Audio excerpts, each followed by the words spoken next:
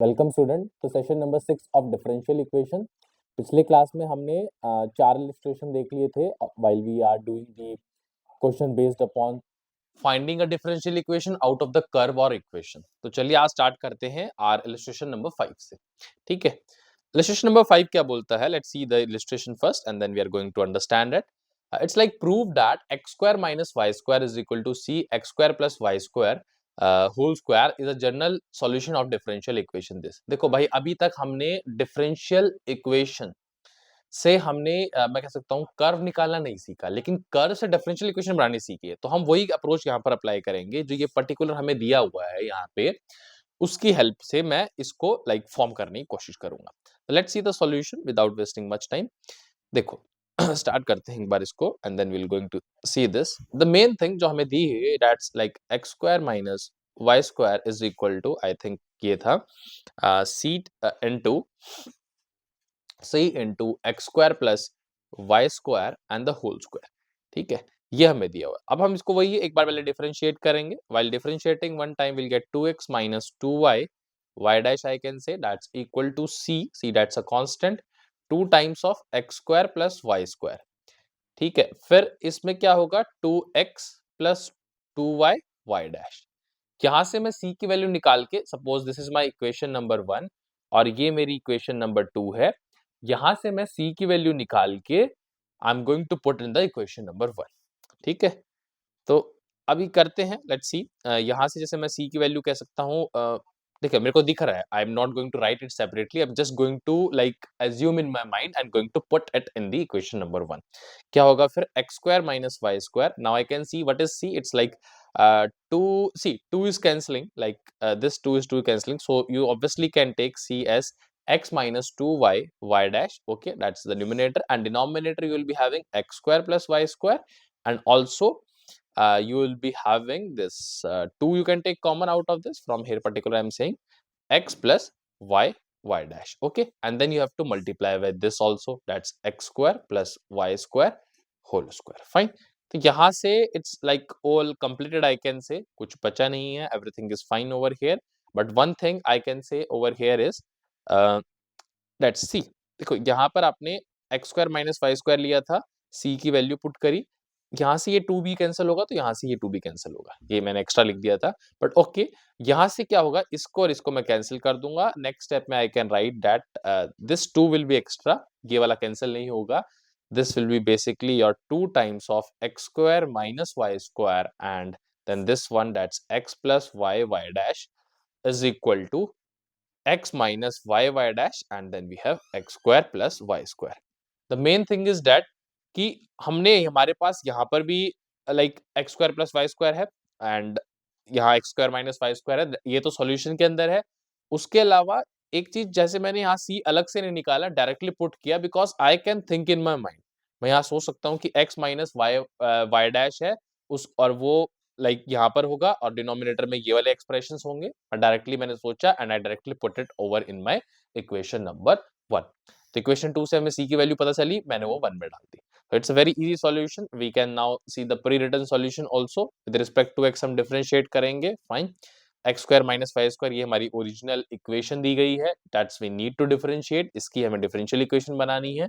Differentiate start किया एक बार, obviously एक ही बार में हमें c की वैल्यू निकल जाएगी, यानी कि इक्वेशन जो आपकी आई है उसको आपको पुट करना है आपकी ओरिजिनल इक्वेशन पे। जब आप पुट करोगे फाइनली, देखो यहाँ पे थोड़ा अंदर मल्टीप्लाई किया हुआ है, फाइन। ओके, ये इसी का है आंसर या फिर समथिंग, मैं देखता हूँ शायद यहाँ पे, okay it may be the answer of something else भी हो सकता है ये, ठीक है। फाइन, आप बस ये जो मैंने लास्ट में लिखा है इसमें कुछ नहीं है, if you just going to multiply inside you are going to get some values, okay.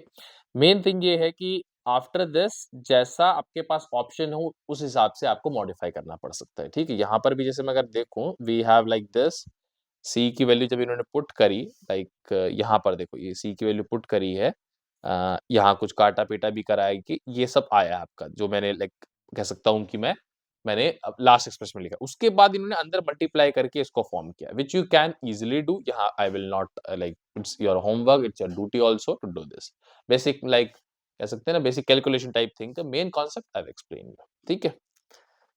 Fine, ये modification I told you earlier also कि ये हमें उसके हिसाब से भी करने पड़ते हैं, like as per the options given to us, ठीक है। अदरवाइज एक स्टेट पे आके, लेकिन जैसे मैंने ये कहा कि इस स्टेट पे। Let's come to the illustration number 6। Illustration number 6 में आप देखोगे भाई that find the differential equation of the family of curve y is equal to ex a cos x plus b sin x। ये तो बड़ा prominent expression है, आपने इसको कई बार देखा होगा इन दी इंडेफिनिट इंटीग्रेशन एज वेल, और ये आपने बहुत बुक्स में भी देखा होगा ऑब्वियसली फॉर अगर हम डिफरेंशियल इक्वेशन की बात करें। Okay, let's start doing it. So y is equal to ex a cos x plus b sin x है भाई।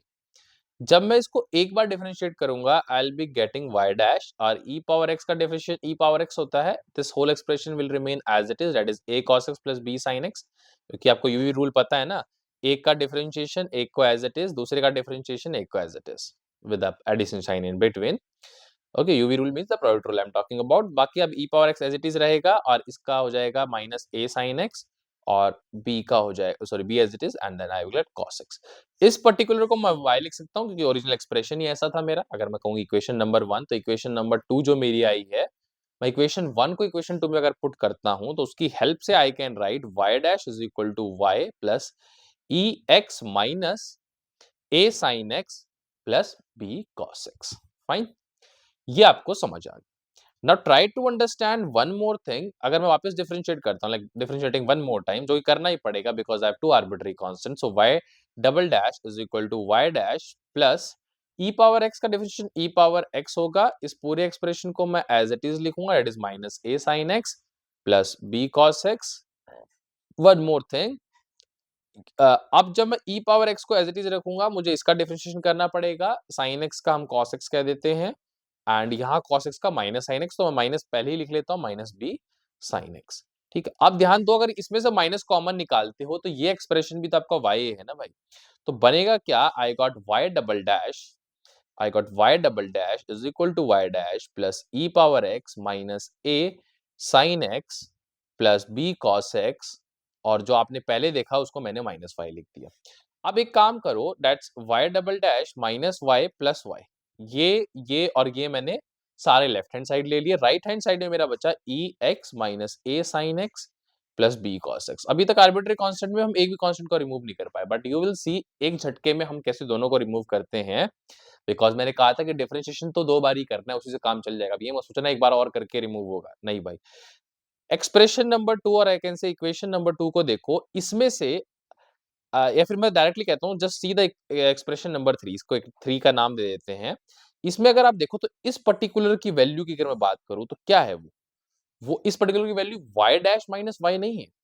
तो यहाँ क्या मैं y डैश माइनस y नहीं लिख सकता, y डैश माइनस y। ऐसा करने के बाद I will get y double dash minus y plus y is equal to y dash minus y। When I shift to other side, okay कुछ cancel भी हो रहा है, या तो some mistakes may happen over here. यहाँ पर मुझे लिखना पड़ेगा y dash minus y, and let me just check ऐसा कुछ वायलेशन ऑफ रूल्स और समथिंग ना हो। यहाँ देखो y डैश हमने लिया, वेरी ऑल टुगेदर गुड। यहाँ y है हमारे पास, ठीक है, ओके नो प्रॉब्लम। तो मेरे पास क्या हो जाएगा, यहाँ तो एक्चुअली यहाँ मेरे पास y डैश था, तो ये मिसप्लेस मतलब जस्ट छूट गया था लिखना, तो उसकी वजह से थोड़ा कंफ्यूजन हो गया था। बट यस, यहाँ जैसे हम आएंगे तो I can say simple, it's like इसका ट्वाइस हो जाएगा y का, तो I can say minus 2y dash plus 2y equal to 0। I think यही होगा, इसमें कुछ चेंजमेंट नहीं होना चाहिए।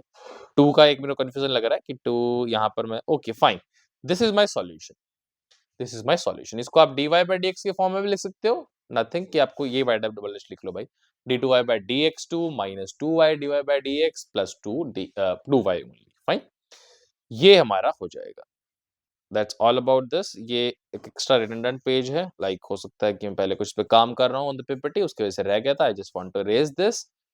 Fine, since given family of curve has two constant a and b, so we have, ये देखो इसको छोड़ो, आपको डिफरेंशिएट करना पड़ा। मैं इसमें आपको डायरेक्टली सॉल्यूशन दिखाता हूँ what we got finally, because the same thing हमने जो करी है that is written over here, this is a solution. इसी की तो मैं बात कर रहा था, लाइक इसको अगर हम हमारे एक्सप्रेशन में लिखे तो y double dash minus 2y plus 2y equal to 0 तो आएगा, या फिर आप जब इसमें लिखना चाहो तो just need to replace the things. ठीक है, this is a required differential equation. The learning from here is that you need to understand the basic very well, and questions are very easy. at least while forming a differential equation from a particular curve, particular equation, which is a normal equation. Okay, let's see one more question.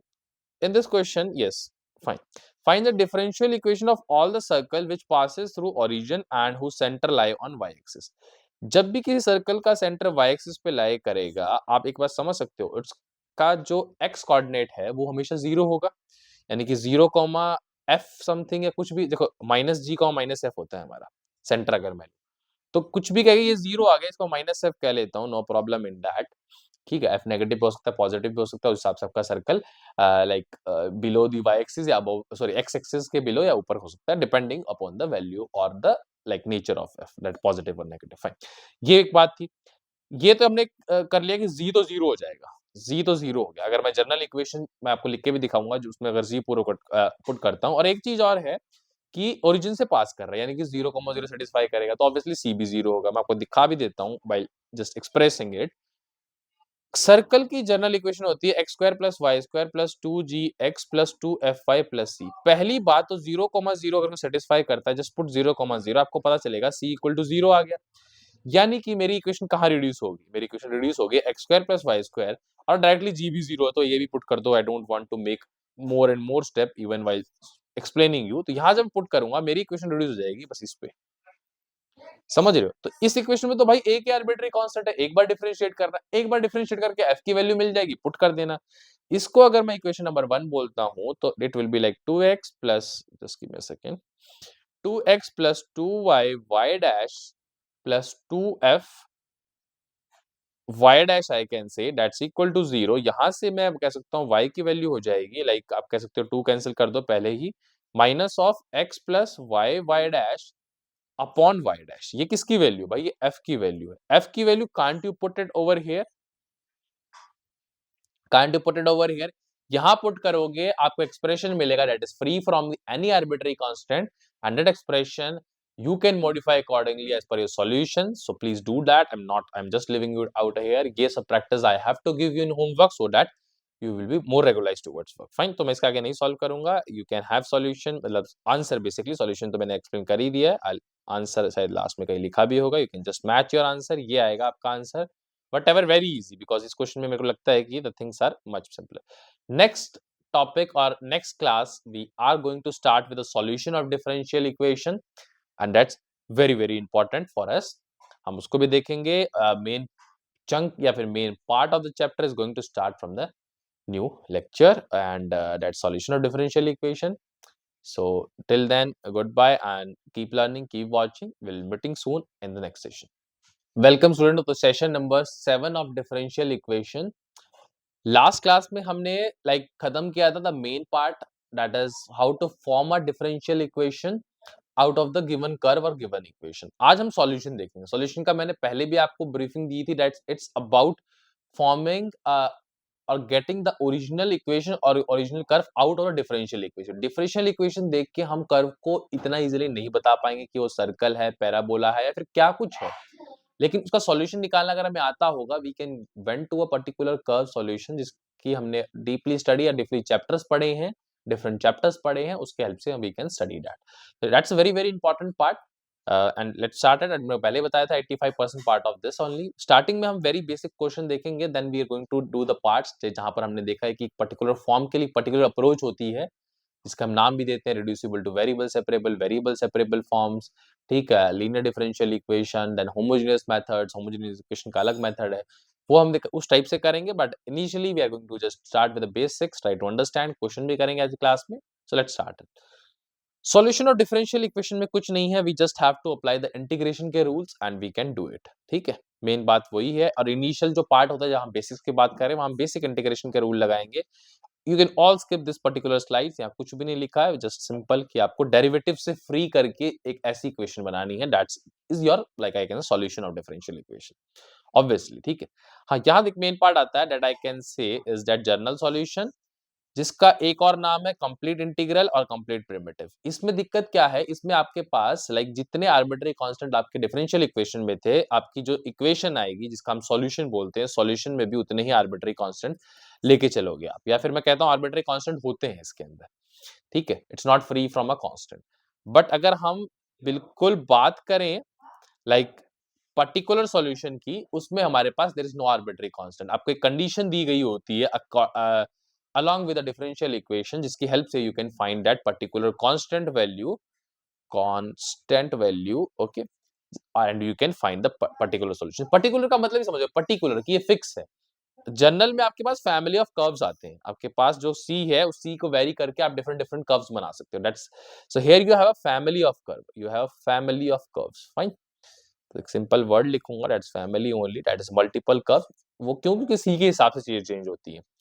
And यहाँ आपके particular एक solution आता है, that's the thing, एक unique solution आ रहा है, fine, क्योंकि आपको एक कंडीशन के अकॉर्डिंग उसको डिफाइन करना है। ये इंपॉर्टेंट है। Now let's start with the solution. Initial बहुत इजी है, जैसे मैंने आपको इनिशियल ब्रीफिंग में बता दिया, जस्ट सिंपल आपको डिफरेंशिएशन की इक्वेशन दी गई है, या डिफरेंशियल इक्वेशन कह सकता हूं मैं, और आपको बेसिक इंटीग्रेशन के रूल लगाने हैं।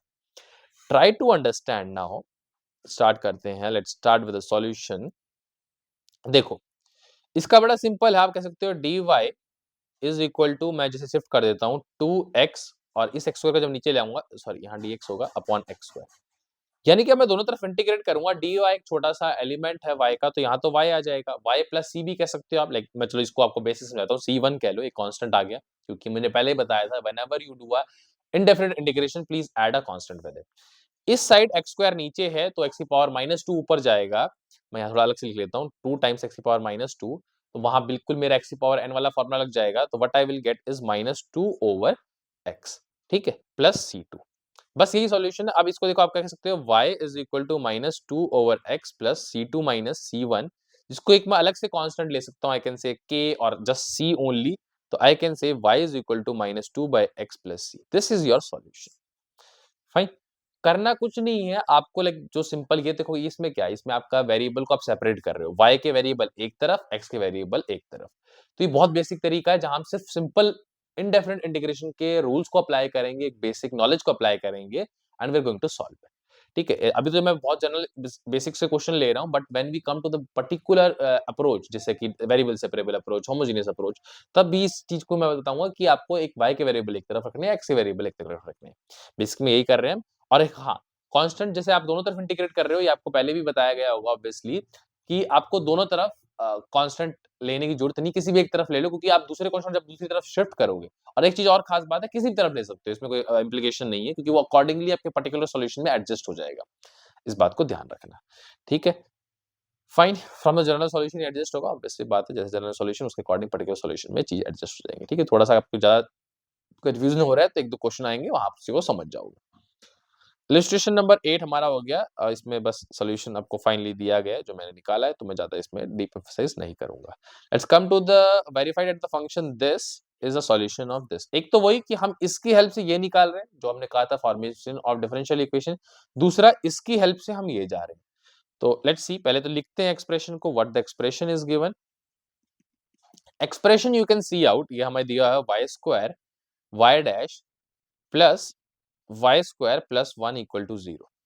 y आपको पता है, दैट्स dy by dx। देखो, सबसे पहले इसको शिफ्ट करो, आप मैं कह सकता हूं कि y square y dash is equal to, क्या आएगा आपका, ये आ जाएगा minus of y square plus 1, fine. तो y डैश की वैल्यू यानी कि जो dy by dx होता है वो क्या हो जाएगा भाई, dy by dx is your minus of y square plus 1, क्योंकि इसको पूरे को शिफ्ट किया था मैंने, डिवाइड बाय y स्क्वायर, ठीक है, डिवाइड बाय y स्क्वायर।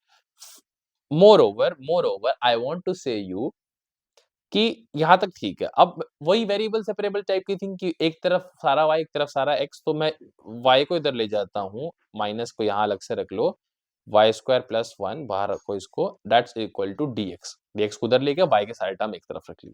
जब मैं इंटीग्रेट बोथ साइड करूंगा, पहली बात, इधर तो मेरे को पता है x आ जाएगा, और मैंने पहले एक चीज बता रखी है कि आपको एक ही तरफ कांस्टेंट को ऐड करना है। यहाँ पर एक चीज मैं पहले करना चाहूंगा, इस माइनस को एक काम करो, इधर ही रख लो, इसको यहाँ से हटा दो, यहाँ +1 -1 कर लेता हूँ। क्यों ऐसा इसलिए किया, so that I can club this together and this together, और जब मैं डिनोमिनेटर से डिवाइड करूंगा, I will be having -1 over 1 plus y square plus 1।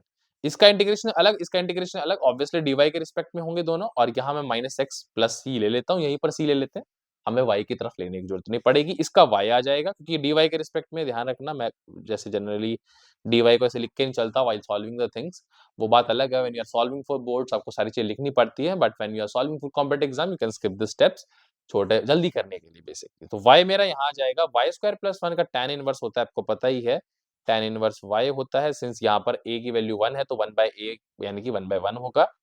Fine, plus सी कुछ कोई दिक्कत नहीं है, माइनस एक्स प्लस सी, तो कुल मिला के I get that is x plus y minus tan inverse y is equal to सी।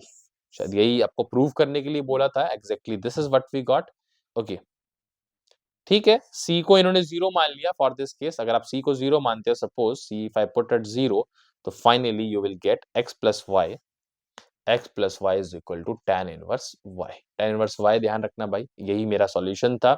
ठीक है, this must have given some condition, क्योंकि कंडीशन जब दी होती तभी हम वो c की वैल्यू निकाल पाते हैं, बट ऑब्वियसली एटलीस्ट क्वेश्चन का जो रेफरेंस था उसके according we have find the solution.